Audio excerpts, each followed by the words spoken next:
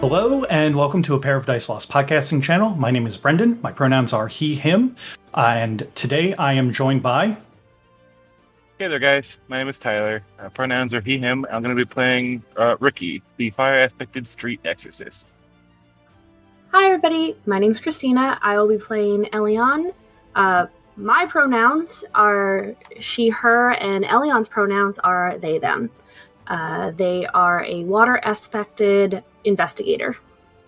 Hi, everyone.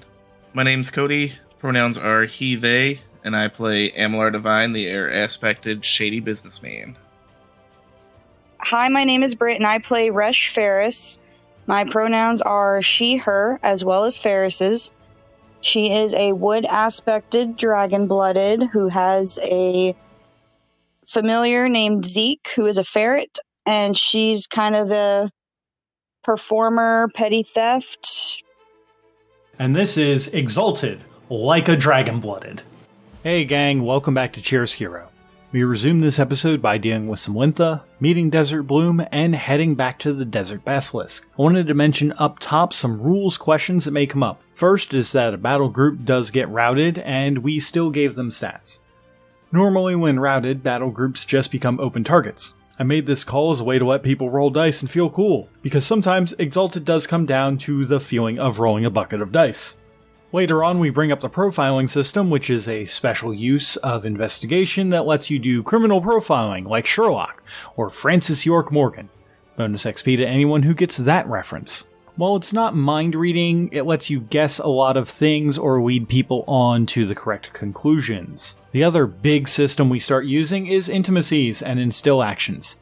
Intimacies are how people feel towards certain things, and instill actions let you give them emotions. Intimacies are a part of the core social system which Exalted excels at. Look forward to it being used a lot in this game, and I will give a much more in-depth description of it later on. Also, during this game, I made the wrong call regarding Dragon-Blooded Excellencies, giving bonus abilities when you're not specifically invoking the Excellency.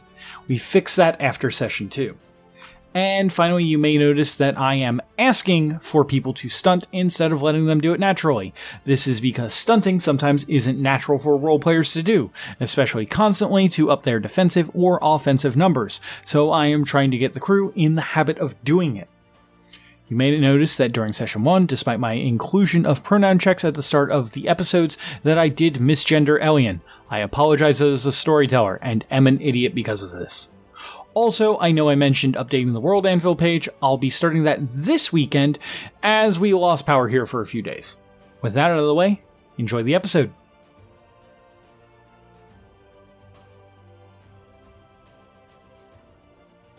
Okay, as the Essence Strike hits this thing, it lets out a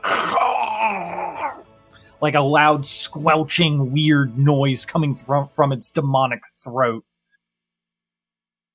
This thing seems bruised and hurt, but it's not going down just yet.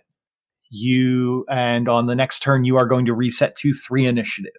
So with that, you said I did 4 damage, right? Yes, you did 4 bashing damage.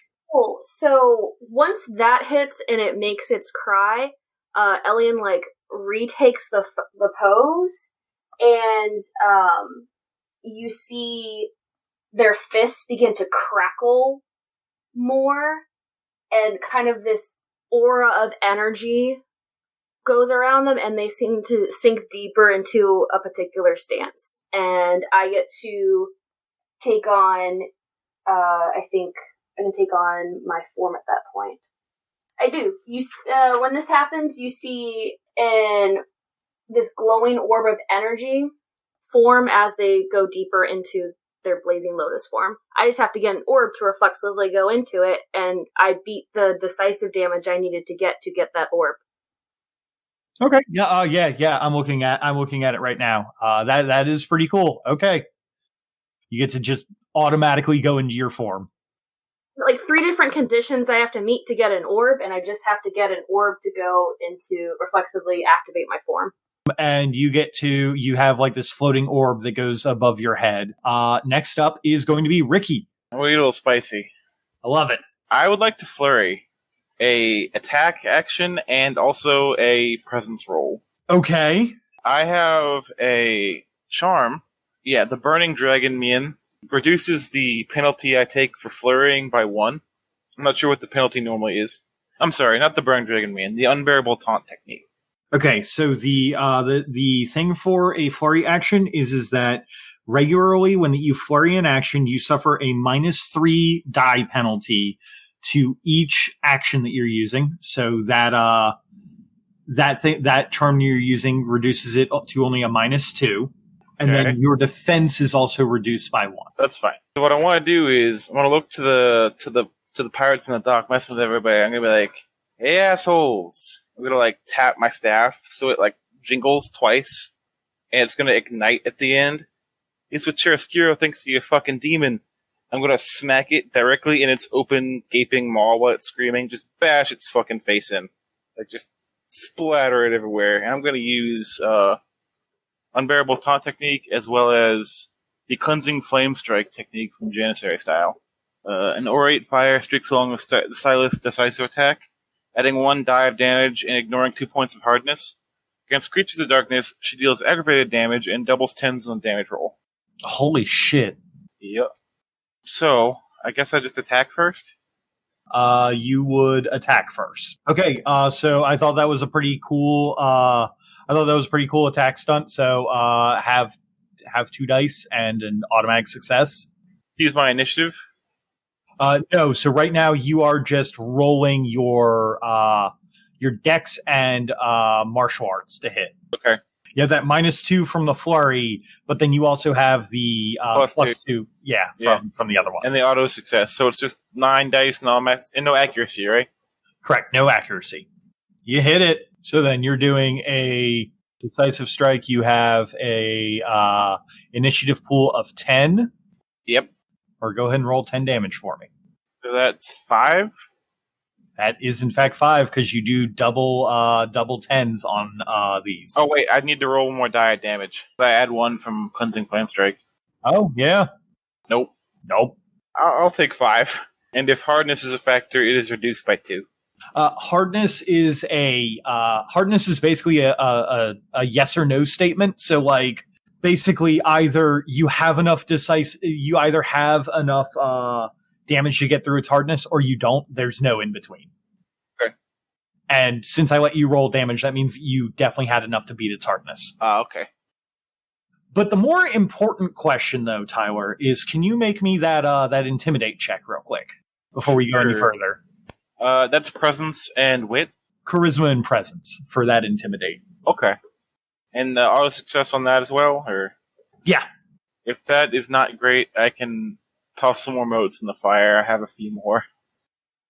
No, you're good. That matches their resolve, so we're gonna see some things in just a second. Also, for your viewing pleasure, my anima is absolutely flaring now. Okay, so Tyler, I have one question for you. Mm-hmm. How do you want to do this? Yeah, buddy. I just kind of want to cave in this demon worm's face. There's like a clear, there's like the ring indent with like the lantern is clearly visible, and it's like smushed in, jellified mouth. Probably some brains leaking out. Very dead. And I would like to, like, as the worm falls, I'm just gonna like follow the fall and like walk off of the worm casually. As you smash this demon worm's face in, as these people were not expecting someone who could just wreck creatures of darkness to be here. And your very successful taunt as well. The worm and the ship begin to sink into the depths of the harbor as the Lintha look and see what that you have done to their worm and raise up their weapons and begin to run away as they have failed their route check. Devine and Ferris, there are running demon worshippers. What would you two like to do? Specifically look for the one who hurt Ferris the most. Because if I can only get one, I'm getting that one. And depending on how many range bands away from me he is, depends on what my next action is. Let's say he's about you're walking up. We're kind of outside of initiative-ish, like basically the main threat's gone. That battle group will be gone in a second. And also Tyler basically scared the shit out of them, with him and Ellion basically making extraordinarily quick work of a fairly powerful demon. Yeah. You're closing the distance. You're at short range to the battle group. Dope. So I am going to spend 5 motes to jump off of, to leap the range band to close it into close range. And then my elemental bolt attack says it costs 4 motes and then +1 anima. What does the +1 anima mean? Oh, you can use a level of your anima to extend it to medium range, is what that means. Okay, yeah, so I don't have to do that because I'm within close range. Yep. Alright, so seeing not letting a slight go unpunished, Devine channels the air around him and leaps into the battle group, trailed by crackling lightning as he lands within close range of them. Just lets out a flash at the closest one to Ferris. Okay, and are you doing a withering or decisive attack? Okay, so I will let you know this. Withering attacks tend to get you more dice, and you can do more damage. Since this is technically a battle group, once a battle group's initiative is reduced to below 0, they just start taking health damage. So a withering attack is actually the best way to deal with a battle group. Gotcha. So yeah, a withering attack with it. Okay. That's accuracy plus my dexterity plus thrown, right? Correct. And you're using the air version, correct? Yes. So then you ignore 3 soak. Only if they're wearing metal armor. They definitely are. Oh, then yeah. With a total of 3 successes. So while he's doing this, Ellion's gonna look over at Rikki. Are we trying to keep any of them to interrogate? It's not really my area of expertise. I don't know. I guess killing people is kind of bad. I mean, my area of expertise is not interrogating, I would say, but investigating things. We can take all their stuff from them. That sounds like a nice plan. Maybe they have some gold underneath all the demon bones and gross. If you want to. I just thought it might be interesting to find out. They did cause us a lot of trouble. Yeah, I just thought it would be good to find out who sent them, possibly. And Cody, what is the base damage on this? The damage on this is 10 plus my essence, so 12. Oh, okay. In that case, then you are dealing roll me 7 damage dice. The lightning arcs through a couple of them, and just a few of them just get singed alive, as a few of them kind of die from it. As you have brought the whole battle group into initiative crash and are now dealing actual damage to them. I guess I was wrong. I guess we're killing. Ferris, how would you like to deal with these people who pushed you around a little bit? Some of them are trying to dive off of the harbor and into the water. If they're leaving, I'm probably just gonna let them go. Okay. A few of them get electrocuted by Devine coming in and being upset that I guess everybody kind of forgot that he was there for a little bit while Rikki and Ellion had some fun being martial artists. Damn it, I'm gonna get in this fight too, whether they want it or not. So, my understanding about how being a fire aspected and having your anima flare, like water aspects, make up a little poison gas, or the earth guys make some poison, the water guys, get a little stormy, and I just actually, like, things start getting set on fire, literally. Is that happening? Give me a moment and I can tell you, because it just hit the first level of your anima banner, right? Oh, right, there's levels, that's right. But I recall fire aspect going pear-shaped pretty quick. Right now, you are fine and are not, you are giving off a little bit of heat, but you're not actually causing an anima flux, which would cause your everything to, start, being on fire. Okay. Probably just take a dip in the harbor, cool off a little bit. Let's see, glowing. The Dragonblood's anima outlines her body in glowing colors of her element, and her aspect markings become more pronounced. Okay, yeah, so, you're giving off a little bit of, heat and everything, but you're not doing, yeah. I'm simmering. I haven't boiled over yet. Okay, so question for you guys. Do you guys leave any of these Lintha alive, or try and capture any of them? Is there a protocol for dealing with bodies of creatures of darkness? Burn them. That's what I do. Unless somebody stops me, I'm just going to continue taking pot shots at these guys until they're all dead. Or have jumped into the water. I mean, if they jump into the water, Ellion can breathe underwater, and they're going to go and retrieve one for interrogation. So if I see Devine just carving through them slowly, Ellion's just going to look. Can you leave at least one so that we can interrogate them and figure out who sent them here? Oh, yeah, obviously. Finding out who sent them here means that I get to kill more of them when we find their home base. There's obviously got to be more, right?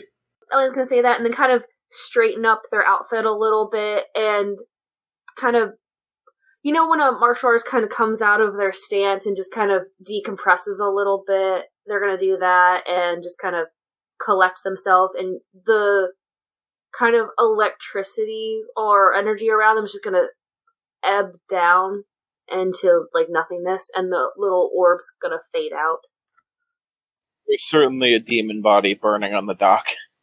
So as this is all done, and you can see that the Akoki sheathes his swords. There is the sound of metal on stone, as there is a light clapping coming from a form that is approaching down the pier. There is a form that is dressed in very light silks, is wearing metal heels, and is smoking from a 3-foot long pipe. Has a see-through veil over their face. The two of you who live in Chiaroscuro recognize this as unmistakably as Captain Desert Bloom. Ah, well, that was quite a show that you all put on, wasn't it? Yes, that was, you're not exactly expected to have some Lintha scum come into our town, but really glad that we chose to put you two here. It's a very good choice of the matriarch. Yeah, Ellion's just gonna do a polite nod in the captain's direction. Ah, well, then, yes, well, I see that you all have already met my two friends here. This is Rikki and Ellion, good friends, good useful people here in Chiaroscuro. I assume that this is Mr. Devine and Resh Ferris. It's so nice to meet you. I've heard so many wonderful things. The pleasure's all mine, Captain. Those are wonderful shoes you've got on, and I'd like to use auspicious first meeting attitude to, upon meeting a character for the first time, the Dragonblood may combine a read intentions action with an instill action to create a positive tie towards themselves, making a single charisma appearance or perception plus socialize roll against the lower of the opponent's guile or resolve. Give them a nice firm handshake and let them know that we're here to be friends. Okay, since you're introducing yourself like that, I will give you a 1-dot stunt for that, so that'd be 2 extra dice. If there's anything else you'd like to boost with it, I will let you know that he has a fairly high resolve and guile at a 4. I want to just do that for now because Loquacious Courtier technique is reflexive, and if I need to boost it, I can... Okay, so Loquacious Courtier technique is an excellency, which means that it has to be decided on when you make the initial roll. Gotcha. Be 2 motes per success. So I'll go ahead and use 4 motes to add 2 automatic successes and then roll it. Okay. So that's 7. All right. So you said that you get to give him a positive intimacy towards you. Is that what you're saying? It says positive tie. It doesn't specifically use the words intimacy, so I don't know if those are the same. That is pretty much the same. So yeah. Yep. Creates a positive intimacy towards me. Okay. So he has a positive intimacy towards you. Currently, it is a minor intimacy, and it is going to be good first impression. I dig it.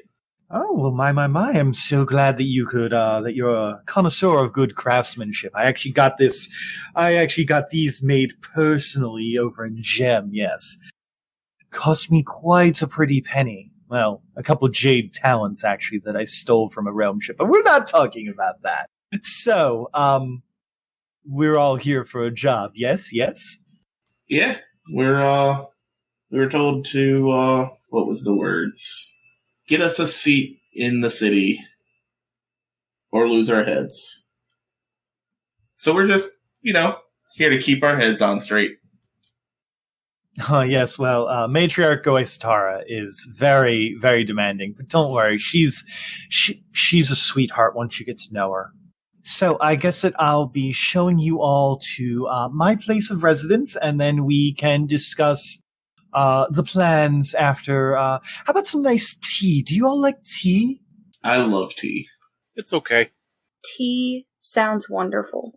So, you guys are leaving the harbor with a Lintha in tow with you. I assume, have you guys wrapped his hands and feet to make sure that he doesn't go anywhere or do anything? I mean, probably. I would assume we have something that we could do that or makeshift something to do it with. Oh man, I was just gonna put my arm around his shoulder and be like, listen, buddy, you don't want to try to run. It'll only be worse. We could always break a leg. He won't go nowhere then. Because I feel like with everything he's seen, he would be too scared to run. But you never know. Sometimes people are stupid. I'm gonna look at the dude and be like, so your options are we can bind you or you can behave, because I will not be responsible for what they do if you do not behave. This Lintha pirate looks directly at Ellion and then spits on the ground in front of them. I guess I won't be held responsible.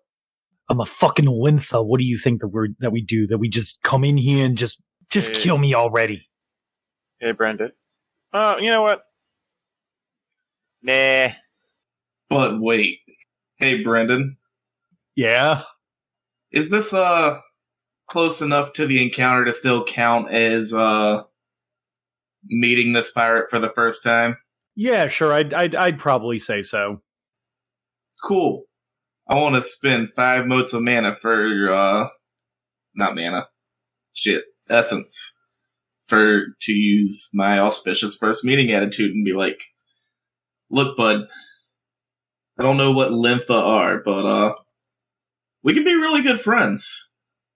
Or I can get my, demon punching buddy to break your kneecaps. Or we can be really good friends. Okay. And then I roll...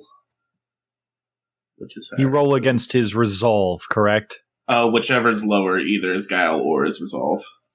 They're both a fucking 2. Oh, dope. Hey, Brendan. While he's looking that up, do you happen to have the regular Exalted book up at the moment? No, not yet, but I can pull it up in a sec. Alright, I have it up. Page 225 to profile a character. When you get a chance. Yikes, Cody. I just had to roll 2. So, since you've already rolled, you can't really add on to that roll. Basically, the way that everything works for Exalted is that you declare the amount of charms that you use before you roll. Gotcha. And for reflexive, I always forget how that applies. I know we've discussed it before. Reflexive is usually something that can be used instantly to help out with a roll, but once the roll is the roll is made, you can't add on to it. Gotcha. It's basically once the die leaves your hands, it's in fate's hands. For profiling, that is a perception and investigation against someone's guile. Okay, I think it was more of a what all can I get from profiling somebody? I don't know if that's listed. I'm trying to pull it up myself at the moment. You basically you get a brief rundown of basic facts about the characters that aren't immediately obvious, such as social class, occupation, where they were an hour ago, or similar. This isn't mind reading or magical divination, but it will allow the character to get a basic idea of what someone does and possibly notice some incongruous details. It does have a specific rule to it that you must be interacting or spending time watching them of at least 5 minutes. So I'm going to spend 4 motes out of my peripheral, and I'm going to use Permeating Insight. I assume that that's an investigation charm. It is indeed. So that adds 2 non-charm dice to your roll. Is there anything else you would like to add before that you try to profile this guy? You said it's perception and investigation? Yep. Well, that's 9 dice as it is. So I think I thought the same thing with 8 dice. Okay. I make sure to check out your excellencies because sometimes excellencies give you extra stuff. I assume Christina, since your character is very big into investigation, that you have the investigation excellency. Yeah, I'm looking at it and debating if I want to use it or not, but I do have it. So one of the things to remember about that is that if you use it, you can spend basically you can spend up to your investigation. So I assume your investigation's a 5. It is. So you could spend 4 motes to get 2 automatic successes added onto that. On top of that, because that you just have this, anytime that you use this with that, by adding successes, you also always re-roll 6s until they cease to appear on any roll involving investigation. Is that just a blanket or only when I'm using it? I believe that is a blanket. I will look it up for next game, but for now I'm going to just make the call that it's a blanket because the excellency is a little bit weird compared to how I'm used to with solar excellencies. Okay, that's perfectly fine. I'm just going to go ahead and chance it without using the excellency and just use my Permeating Insight. Oh, before you roll, did you want to stunt it in any way? Besides mostly just interacting and talking with him, I'm just going to be looking him over, kind of checking his posture, his attire, his mannerisms, to see if they seem familiar to anything I've seen before. So I don't really know if that counts as stunting or not. No, you gave me a pretty basic description of what you're doing. It's not the best stunt, but it is definitely worth an extra 2 dice. And then please re-roll those 3 6s so that we can see what your total is. All right, so 8 successes. Tell me what his mother's maiden name was so I can hack his all his information. Okay, question. Does your character have anything in lore or occult? I do have a singular dot in occult. Okay. You have probably at some point heard of the Lintha. They're not super well known, but they are known enough that having a dot in occult would let you know that they are demon worshipping pirates from the West.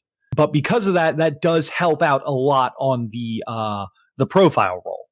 So what you can get from this guy is that they are obviously a pirate of some kind, but you knew that going in. What strikes you is the way that he holds himself is he has a better posture than the other pirates that you saw. So either he's newer to this or he has a better, he has a higher, you can kind of guess that he might have a higher standing. Obviously, you already knew where he was an hour ago. He was on a boat on the way here. But the more interesting thing that you find out about this guy, besides the fact that he might be more of a higher up, is that he is constantly fidgeting with some brass jewelry in some way, shape, or form. If you guys have like bound his hands at this point, like he's kind of just shifting it like across his chest he's basically wearing like a pirate's vest, and then he's just like bare chested, and he's got a bunch of intricate jewels and rings that are all made of the same weird, like kind of like rotting green brass. Would I notice or understand why he was fiddling with brass, since I know a little bit about these guys? If Ellion points it out to you, you might have an idea, but just real quick, one of the other things is that you can tell, Ellion, that that this pirate is actually missing a few like digits, like actual like ends of like fingers. Like he has seen a lot of battle and has lived a life, basically.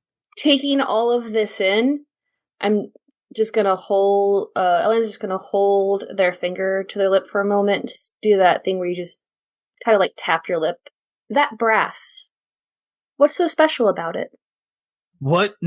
No, there's nothing special about these little trinkets. Just something I stole off some poor folk on the sea. Well, you're giving it an awful lot of attention for it to basically mean nothing. So you won't mind if we take it. He recoils at the idea. Rikki, since this has been pointed out to you, would you like to make any kind of roll on? Sure, buddy. I got a wicked occult roll if you want that. I figured that you do. Is there anything that you'd like to add to it, or anything that you'd like to do to stunt the roll? I'm gonna kind of walk up and just snatch the thing out of his hand without asking. Give him a shove back. Fucking thief and worship. Get the fuck out of here. I'm gonna like hold the thing up in the light and look at it. Be careful not to like unlock anything that's bad with some knowledge of fighting creatures of darkness. Okay, yeah, that sounds good. I'll give you 2 extra dice for that. Random point of order. Since I assume an 8 succeeded, I gain a temporary investigation specialty to the profile. How would I put that in there? Would it just be like Lintha Pirate? You now have a temporary investigation specialty for Lintha. Basically, until you replace that per that charm, you now have an extra die when dealing with Lintha for investigation purposes. Cool. I think it was 9 successes there, buddy. You do in fact have 9 successes there. The symbol itself looks like a wave crashing onto a building. The building itself also appears to be on fire. It is basically one half of it is of the brass medallion is flowing like water, and then the other half is more set in stone, almost like stonework has been done on it. It is extraordinarily intricate and definitely not something that most mortals could accomplish. With as good of a roll as that you had on that, you can immediately recognize this as the symbol of Kimberly. Oh no. I don't know who that is. Kimberly is one of the trapped Yozi who live in the demon city of Malpheus.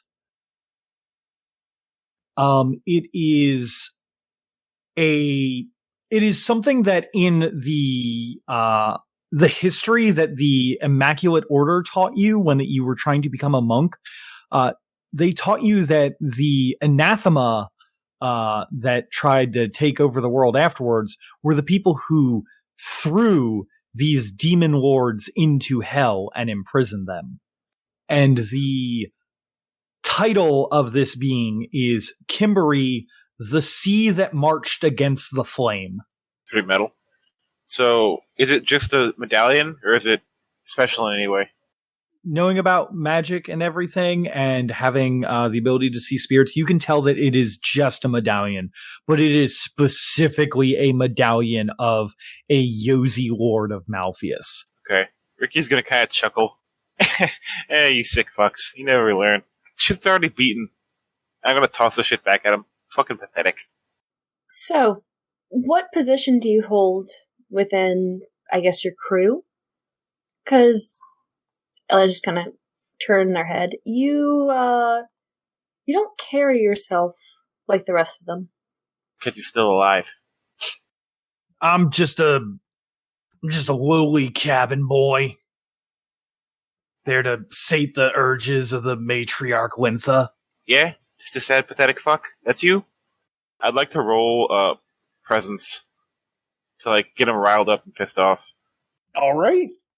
I guess manipulation and presence? Okay. I was just going to say, I don't believe you. I think I might have a charm for this, but I don't feel like looking it up, so I'm just going to roll base. 3 successes. That definitely beats his resolve. So you're trying to get him riled up, right?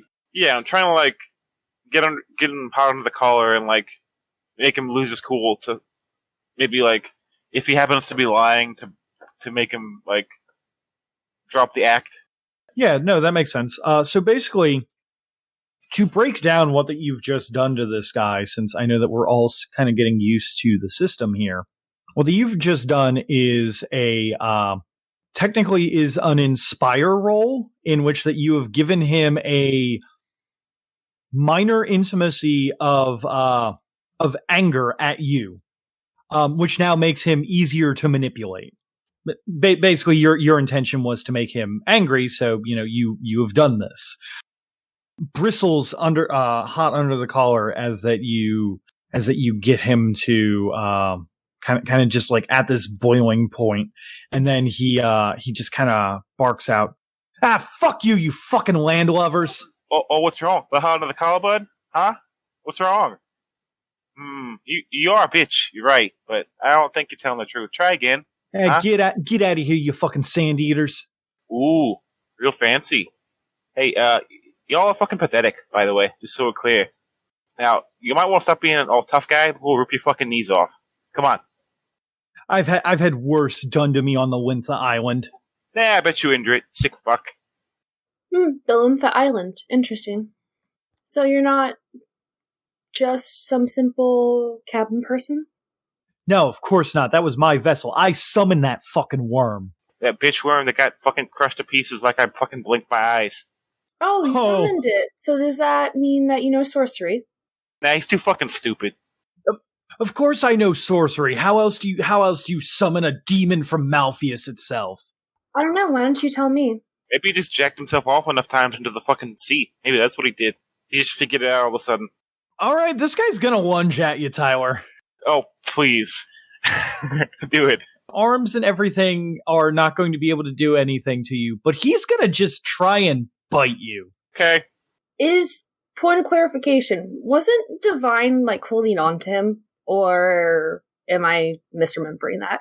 I mean, I got an arm around his shoulder. Yeah, you guys are gonna basically have, like, a lot of help to stop him, but, like, he's still gonna try it. I mean, I'm also going to let him go because I want to watch Rikki beat the shit out of him, but yes, my arm is there. All right, Tyler, how are you, he's coming in to bite you. What are you going to try and do? I'm just gonna, like, plant my staff on the ground and, like, lean my head back to, like, matrix dodge him really, really, like, sauntily and, like, just, like, swerve out of the way. All right, so that is an evasion stunt. So increase your evasion by 1. I believe that puts it at 6. He comes nowhere close. After I, like, lean my head back, can I just headbutt him in the fucking mouth? Yeah, sure. Dex and athletics, I guess, to hit? Okay. Or do you think that this is maybe part of your Golden Janissary training? As cool as that would be, I would venture to say that headbutting somebody's teeth out of their face isn't trained in the training of my monastery demon fighting martial art. So I'll just roll athletics and dex. I was going to say, I don't know, man. There was that headbutt chamber in the 35 chambers of Shaolin. Oh, you're right. I don't know. What do you think? What do you want me to use? No, I believe that a monks, knowing that they have to go up against creatures of darkness that will use any means necessary to take you down, would also be trained to do the exact same thing. Dope. So martial arts and dex? Yep. Oh my god. Look at all those fucking 10s. Roll your strength plus 6 in damage. Luckily, my strength isn't colossally high. Until I roll, 3 more 10s. There is a resounding crash of bone hitting teeth as that your head comes down and smashes into his jaw. There are a few teeth knocked loose, and he stumbles back into Devine. He looks dazed, confused, and definitely won't be chewing on no steak for a couple weeks. Hey, make sure you shake his head out there, Devine. Don't want him to choke on his own teeth. Yeah, I got you. Is he, does he appear, knocked the fuck out, or just dazed and confused? Dazed and confused. Luckily you didn't knock him out, or else, you'd have to carry him, but... Anyways, I'm gonna roll him over and pat his back to, do the slight Heimlich to knock any teeth that he may have tried to swallow, out onto the ground, and then look at him in. Like I said, bud, you can talk to me, or you can continue trying to talk to him. So, those are your two options.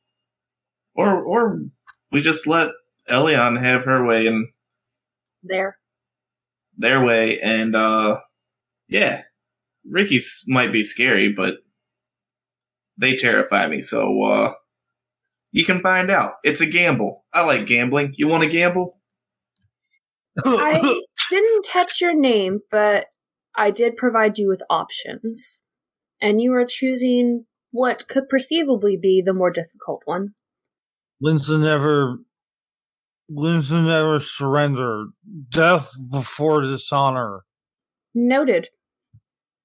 However, you're still useful, so no death at the moment. Captain Desert Bloom turns to the rest of you, smoking on their pipe. That long, 3-foot-long pipe that is exuding a nice cherry smell currently. Well then, dears, now that you're done playing with your toy, do you all want to, would you like me to wrap him up as a gift and maybe we can present him to someone for something and we can continue on with the tour then? Yeah, I suppose. His fucking gown line sure did surrender, though. Oh, that it did, Rikki, my boy. That it did. Yeah, I'm done. I was hoping he could be a little more useful, but yeah, we can always come back to him later. I'm sure he's got, what? Yeah, he's got 3 more teeth Rikki can knock out. His tongue works. He'll be alright. Then he can't talk. It's not practical. Fucking sand eaters. Fuck Oh, you. we can eat something. Can't we, fucko? You can't eat shit anymore. Toothless fuck. I think it would be better to just bundle him up and let's keep going. Oh yes, don't do any of you have anything for it? I have something for it if you all don't. Don't worry about that. When the captain asks about something to, I guess, bundle him up or tie him up or whatever, I'm just gonna pull off one of the scarves I would be wearing around as part of, my clothing. It kind of looked like part of my shirt when I said it was, a sheer shirt. It's actually, a wrap scarf thing. I pull it off and hand it to him and just say, here, you can use this. They give you a slight bow of the head and look over the material of the scarf and just go, My, Ferris, this is quite the scarf. You sure you want to use this? I could add it to my collection if you don't mind. Are you sure you want to use this for this piece of trash? I have more at home. If you wish to keep it afterwards, you're more than welcome to. Well then, I'll certainly keep that in mind, and maybe I'll get the opportunity to treasure it. Thank you so much. And Desert Bloom is going to, using way too intricate knots, wrap the Lintha up, and then basically look between you all, and then with one of their healed feet is going to kick the Lintha stumbling towards Kathik Akoki, who has been keeping very quiet in after the combat. Ugh. You want me to... Yes, please. Just carry that for us. Good. You're good for something, you big lug. Now, come on, friends. Let's go explore Chiaroscuro. Oh, sorry about all the... considering all the escort and everything, I guess that was a bit of ruckus. My apologies. As much as it is fun to talk shit, Rikki does realize that he has a job and wants to appear like he's doing his job, not just talking shit for fun. Ferris will just put her hand up in like a dismissive way with a grin and just be like, No, it was a little entertaining there for a bit. Yeah. Well then, hopefully this is a sign of things to come, with entertainment and all. So then, where would you all like to go to get something to, wind down after that? I know a great place that serves great curry and tea.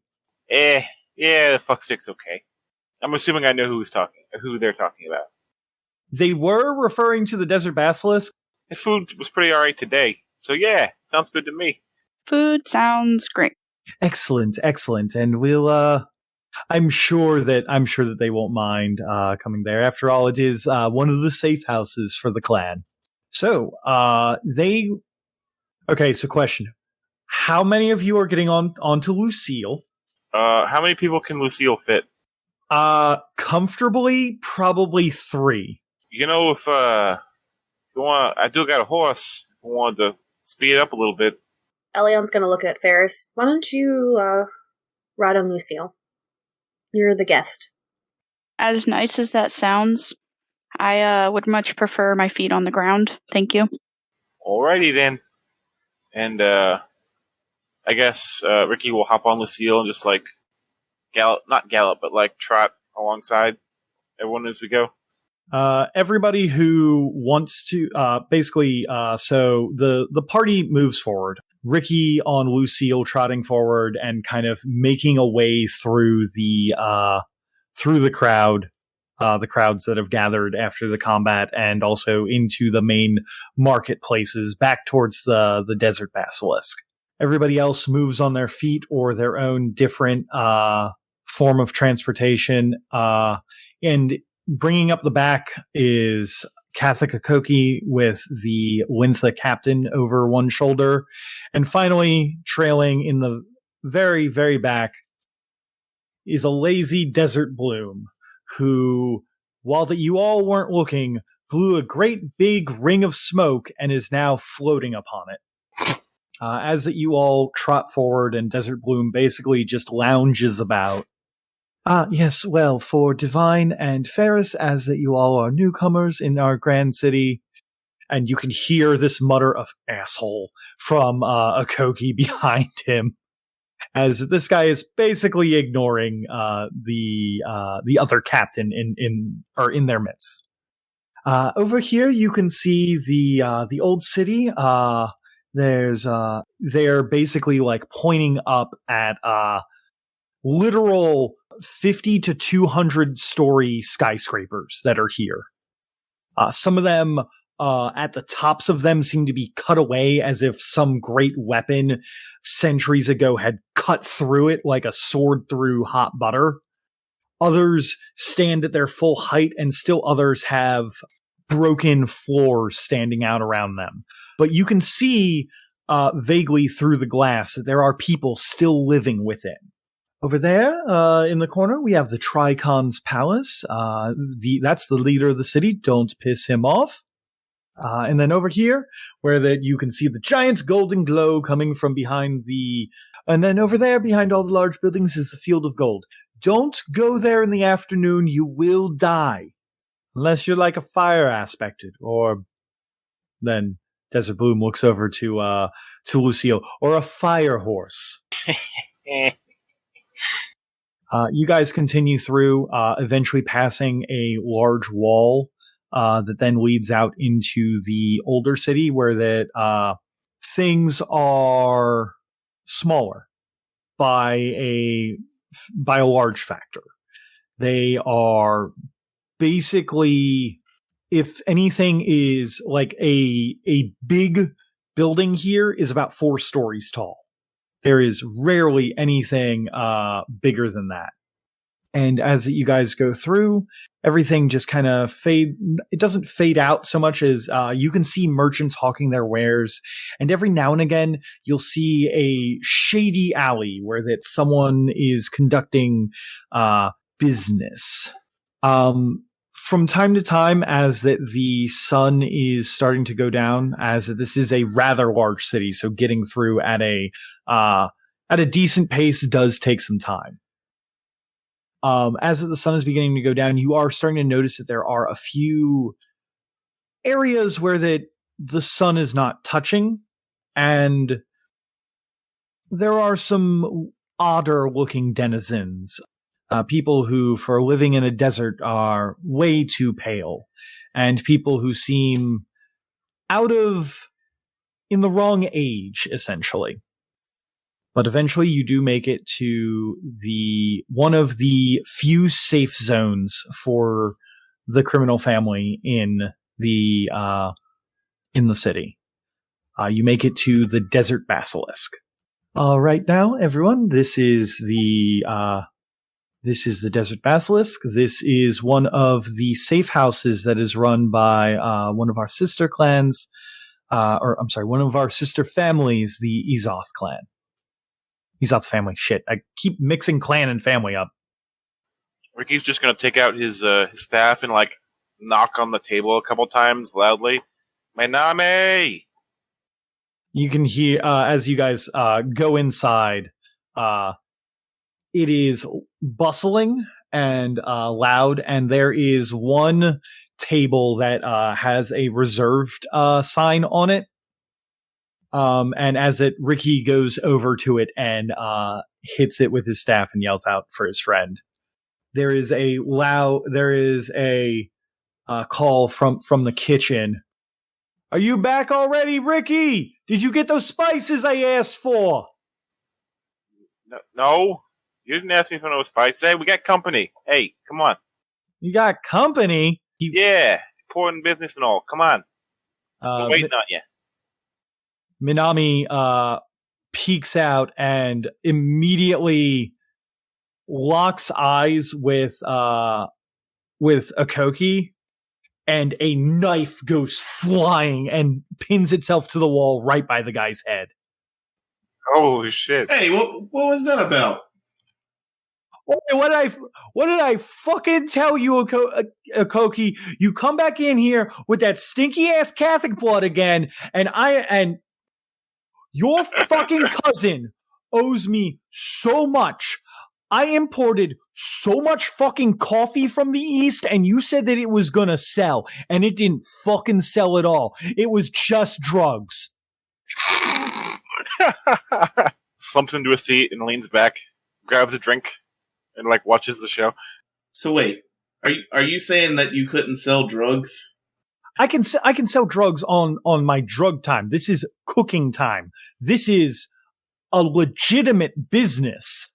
Yep, looks real legitimate to me. Where you throw knives at incoming guests from out of town. Super legitimate business. Yep. Rikki, who's your smart mouth friend? He came with the escort. Devine is his name. He's real good at that talking thing. All right. So, okay. So, Desert Bloom, Catholic asshole, Ellion, and dude over Catholic asshole. Is that your boyfriend, Akoki? And who's the lady? Well, this is the tyrant sister. Oh shit! Yeah. Ferris is just going to awkwardly wave. Wait. Yeah. Ellion's just going to kind of lean over to Ferris. You get used to it eventually. Listen, Rikki, I know the monks did a real number on you over in the lap, but that is definitely not Resh Falar. Huh? Brendan, So- I'm assuming that's one of my older siblings. That is the twin sister of Resh Bolar. As in the matriarch Resh Falar? Yes, as in the matriarch Resh Bolar. Okay, that's what I thought. I'm trying to remember everything. No, you're totally fine. I know that there's a lot of names to remember for this. That's why they are the only NPCs that I'm making that aren't random people that you guys find that you guys decide are important. I'm also trying to slowly introduce them. I'm just gonna frown and just look at him with a narrowed eyes. That's my older sister. Oh shit. Yeah. I'm not the asshole here. You're the asshole here, guy. This would be the tyrant's little sister. Excuse me, ma'am. I had no idea that he had a little sister. I only knew about the twin. We don't get a whole lot of we get news, but only the accounting reports, not necessarily the goings and happenings of the social circle down here in Chiaroscuro. That's okay. But yes, I am the youngest of the group. All right, fantastic. Well, it's nice to meet you. I'm Minami Waidao. This is my restaurant. We serve curry, tea, spices.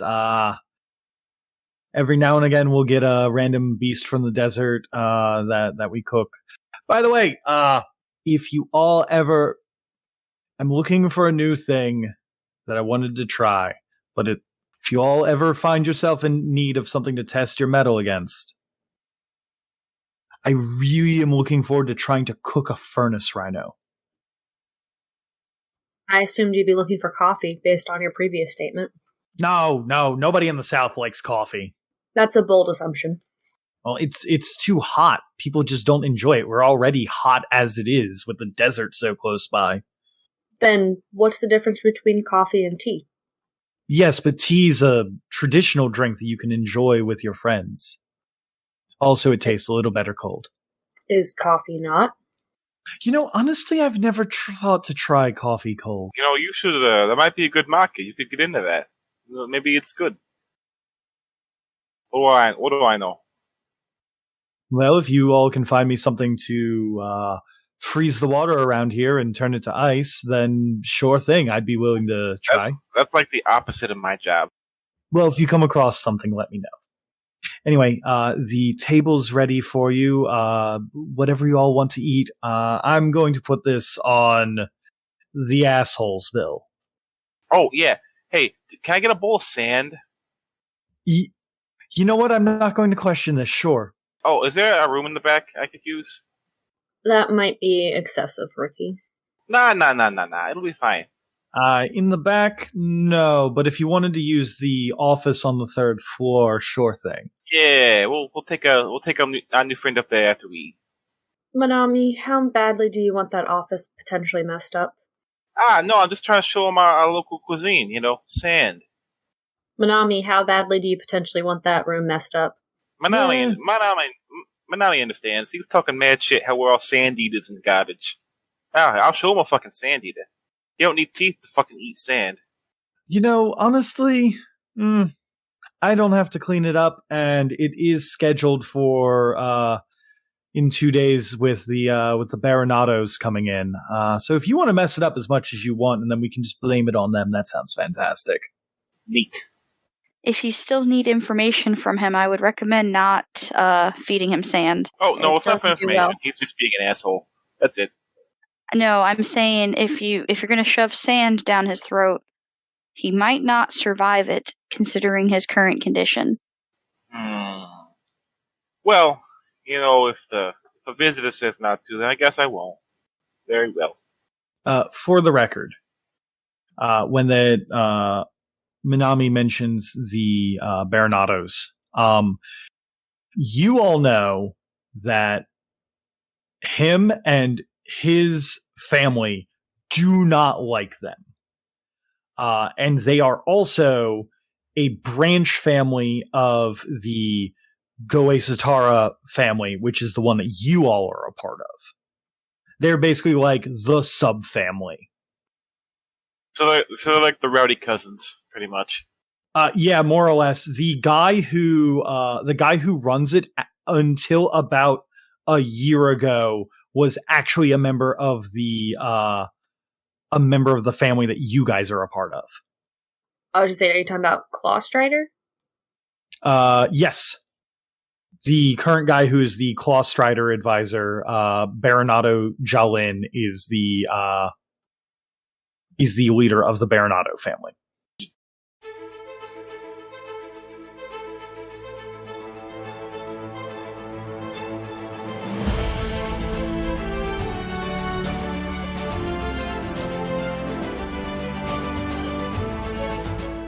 Thank you all for taking the time to enjoy our show. If you liked what you heard, why not give us a follow on Twitter for more updates as to when we'll be releasing episodes. You can also give us a like or review on your podcast app of choice. Just a few quick button clicks and you can help us defeat the dreaded algorithm boss.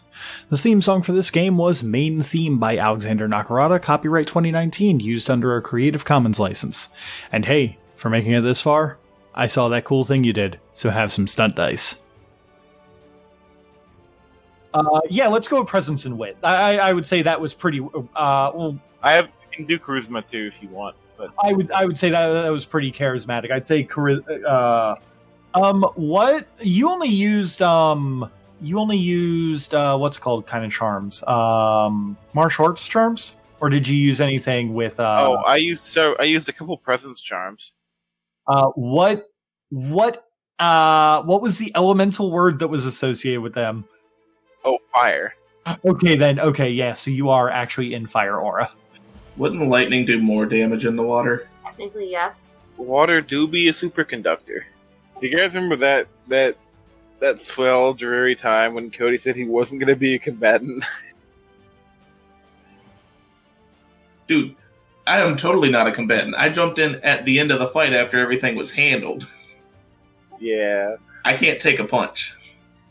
Please talk again, just so we can make sure. Hello. Hodag. Yeah, no, you're not muted this time. I am asking to be an asshole. You got Tyler unmuted, Brendan? Listen, do you want him to mute me? Is that what you want? Yeah. Probably don't want to hear me talking anyway. I feel legitimately bad about that. Don't be. Man, it's okay. It happens. I'm biased. I like hearing you talk. I don't. Makes sense. That's what I said. I'm biased. I'm totally not biased one bit. Hey, I can see Brendan creeping in my document. I was just double checking to make sure that I didn't miss anything from my own game. Not that I miss a whole lot anymore, since, I mean, I don't always get the best notes sometimes. Like, sometimes it's literally, here's this random sentence that hopefully I'll remember what this relates to the thing for. I mean, I would assume I've been studying them throughout this conversation. Oh, definitely. I'm just letting you know for future events. So you can't just like walk in and be like, I profiled this guy and this guy and this guy and this guy, and be like, you can pick one after 5 minutes. Okay. Yay, now I feel like I'm contributing, because investigation's one of my specialties. Alright. Hey. Holy crap, this dice roller is way better than the one we used to use. I'm loving it. I want to go back to the other one. No more botched medicine rolls that I spec my character around only to fuck up. Please. Alright, give me just 1 second to look up a specific name, and then you are good. And then I will reveal to you this stuff. I've got more questions, but I wanted to get the brass thing out of the way. More questions for the dude, anyways. I guess you could say that you want to get down to brass tacks. I mean, that's my job. Oh, come on. That one was okay. It was not bad. The brass medallion that you see before you, Rikki, is it looks like it is using that weird green brass, it appears as a symbol of the symbol itself is, I'm trying to think of how to describe this, because I have it in my head, but like it's not. Oh, I was so close. I put marches instead of marched. There's a part of me that wants to use brother against brother insinuation, but I don't think that works as well as I want it to work. What does it Looking do? board. Oh wait. Sorry, go ahead. It instills a negative tie. Wait. Makes an instill roll to either weaken a positive tie towards a character that belongs to a culture or social group as her target, or instills a negative tie towards such a character. In addition, targets cannot draw on intimacies towards the culture or group. Okay, so it doesn't do it against the group itself. It would be like if there was another Lintha over there, I could be like, hey, fight your buddy. He said he fucked your mom. So, never mind. Definitely not trying to go back to get that character actual time. Right. Large buildings is the my brain immediately forgot what it was called.